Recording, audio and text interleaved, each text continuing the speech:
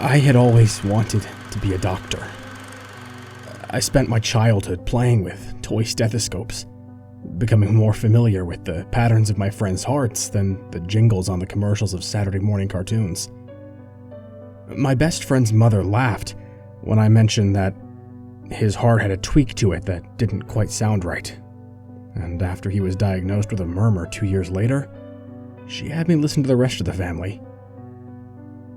I could pronounce medical terms like horripilation before other students my age could spell two-syllable words, and I'd read college biology books before my parents had the chance to give me the talk.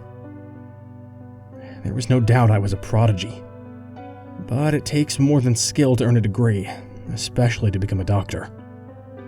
It takes money, and it takes time. Money was not the issue, as there were a line of benefactors willing to pay for, or more accurately, invest in my education. And time was no issue either, until after the first year of class at Harvard. My mother, who worked as a nurse, fell sick with a condition even her own hospital could not identify. And maybe it was my love, or maybe it was my ego, but I returned home to try to save her. But I was too late. "Alan," my mother whispered, as I knelt at her bedside, offering me a hand that thinned to bone with each passing day. "Go back to school. Get your education. I'm getting old and maybe it's my time." Behind my mother, a heart rate monitor beeped like the tolling of a bell, and an IV bag emptied itself of liquid just as her body emptied itself of her life. A janitor, whom I had come to know as Lenny, emptied the trash as I looked over her stats, pausing to refill her cup of water. Lenny never smiled. Come to think of it, I had never seen him use any facial expression besides a small nod. "Empty," he said in a hollow voice, gesturing to the trash can in his hand. Then he said, "Full," as he pointed at the glass in her hand, before departing. "It's not your time," I said with a laugh to my mother. "Your heartbeat is regular. You hardly have a fever, if any at all. And you're hardly past 45. It'll pass. I'll make sure it does." I laughed too soon. At my mother's request, I attended the community college across the street when I refused to return to my original university. And in my last quarter during a written exam, while my Harvard-engraved pen lifted from the paper, my mother's head never lifted from her pillow again. She was still warm when I reached her room. The doctors had shut her eyes, and my tears fell against the sheets. But she was gone. Her body was there, her organs, her tissues, her cells still present, but death had taken something that mattered more than anything medical science could tangibly study. On the table, her glass was empty, as was the trash can in the corner. Lenny was changing the light bulb outside my mother's room, and he held the spare bulb in his hand. "Funny," he said, looking at the spare bulb. "The one in the socket just burnt out, and this one seems to have come without a filament. You're smart, Mr. Allen. Is there any way to transfer the burnt-out filament to the bulb that's missing its filament?" "No, Lenny," I said, still in shock from my mother's passing. "The question's ridiculous." "I'm not quite sure you're right. Damn, I'll have to head down to the basement to get another," he said, then noticed my tears. "But I should tell you, I'm sorry for your loss, Mr. Allen." "Thank you, Lenny." "I hear you're the best medically, Mr. Allen. Maybe you should stay around here, become a nurse like your mother. There are others here that need help." "I'll think about it, Lenny," I said, and left. But his words stuck in my mind and bothered me late into the night as I lay awake. My mother had died from an unknown disease.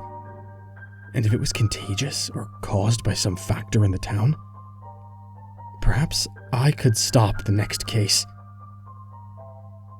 I was hired without an interview. Already most of the hospital staff knew me, and many had contacts at the community college that would have written me letters of recommendation pages long. And though I was a nurse, I had the mind of a doctor. I would solve the next case. Each day I ate lunch with Lenny, and he asked me questions, ones that probed my mind in ways that no normal conversation could. "Mr. Allen," he asked one day, stirring a puddle of peas with his fork, "how is it that you're so smart, and I'm not?" "Most likely genetics, Lenny. Pure chance. By luck." "Well, is there any way I could become as smart as you?" he asked. In front of him he had made 2 mounds of mashed potatoes with craters in the middle, one filled with peas and the other empty, and he asked the next question as he filled the second crater with peas. "You know, like in the movies. Is there any way I could have some of your smarts that you could share?" "That's preposterous, Lenny. If you work hard, you can increase your intelligence too.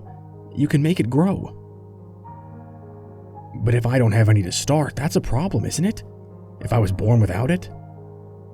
"Yes, I suppose, if you had none, but I'm sure you have some, Lenny." "I'm not quite sure you're right, Mr. Allen," he said, and ate both the piles of peas. Weeks passed, and I grew to know some patients with long-term illnesses by name. There was a young man in my care named Mike, just past voting age, who had grown steadily worse despite our efforts. He had been admitted for a curable sickness, but seemed to have caught something else within the hospital.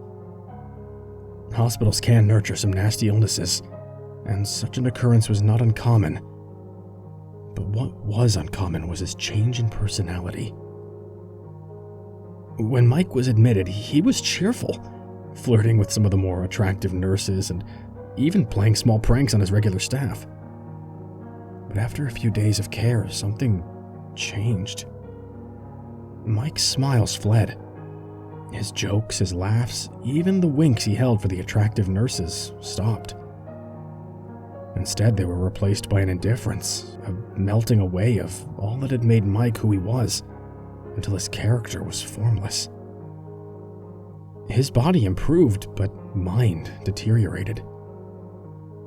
I checked on Mike twice a day, and the second time I saw him one Thursday afternoon, I found him dead beneath the sheets. Next to him was an empty pill bottle stolen from another section of the hospital, and a balled-up paper bag was on the ground. His doctor was fired later that day for negligence. "He seemed healthy," I said to Lenny at lunch. "I don't understand how he lost the will to live." "What do you mean, lost it?" said Lenny. "Come on, Lenny. You know, that bit of humanity that gives us form, the hope to live another day, to find happiness. And one day it was just gone." "I didn't see it leave him," said Lenny. "Would it have spilled out somehow?" "No, Lenny," I sighed. "It would have been repressed, pushed down deeper into him, or put out. It's not like it would just fall out of him." "I'm not quite sure you're right, Mr. Allen. Where would it go?" I was no longer in the mood for questions, and I left the table. But when I did, I stopped and remembered something peculiar. The bottle of pills had been in Mike's room, but there had been no cap. Another week passed, and I kept a close eye on my remaining patients. There was a sickness spreading around the hotel staff, and many were calling in sick. Even a minor infection could prove fatal to some of my more serious cases. One of the other nurses, Angela, who liked to talk more than do actual work, had already been out for 2 days. To keep myself from getting sick, I was drinking orange juice from a large styrofoam cup, and as I walked down the hall I noticed the cup had formed a leak. A trail of juice followed me on the tile in the welcoming area. "Margaret," I said to the receptionist down the hall, "give Lenny a call. We'll need to mop this up." "He's out today," she said, flipping a page of her magazine without looking up. I sighed and walked to the janitor's closet, looking for a mop. But it was missing, and the trail of juice was too long to clean by hand. I'd have to go to the basement, where janitorial supplies were kept. The hospital was older than most, built to sustain our town's meager population, and the last renovation had occurred long before I joined the staff. The basement was extensive, and during World War II there had been a stockpile of medical supplies down there, safe underground in the event of a bombing. But most of the area was now empty. I descended the stairs and noticed that the basement lights were already on, all but one that was dead in its socket. Perhaps it never had a filament to begin with. There was a spare mop in the corner, and I took it, preparing to return upstairs when I noticed that one of the doors to an unused room was ajar. And just inside the doorway, there was a pen with no cap, with Harvard engraved along its side. I recognized it. It was mine. It had gone missing during my first few days at the hospital. I must have left it down here long ago. I stepped through the doorway to pick it up and stopped as I saw the contents of the room. Thick writing was strewn across all four walls, written in Sharpie that had bled into the plaster. Words crossed over each other, making most of them unintelligible, but I could read a few. Where is mine? I am empty. I stepped back, putting my hand on the counter next to me, and I felt a stack of books. The topmost was a journal, written in the same handwriting as the walls and old enough that the pages threatened to fall out, and I flipped it open. The first page was ripped from a dictionary and stapled to loose leaf. Soul, noun, the principle of life, feeling, thought, and action in humans, a distinct entity separate from the body and commonly held to be separable in existence from the body, the spiritual part of humans as distinct from the physical part. I turned the page, my breath catching. There was a date at the top, nearly 10 years ago. Trial 1. I think I'm different from the other boys. Father says I'm not, but I know I am. They have something I don't. Something I want. I deserve what they have. It's not my fault Father died. He owes me more of myself. Owed it to me since birth, and I tried to take it from him. But he wouldn't give it to me, so I tried to take his. Mother said I didn't have one when she found out. No soul. She must not have had one either, because I couldn't take it from her. I swallowed and flipped through a few pages, coming to rest at an entry close to the end. Trial 32. I've tried so many ways. So many. I think I found out what I'm doing wrong.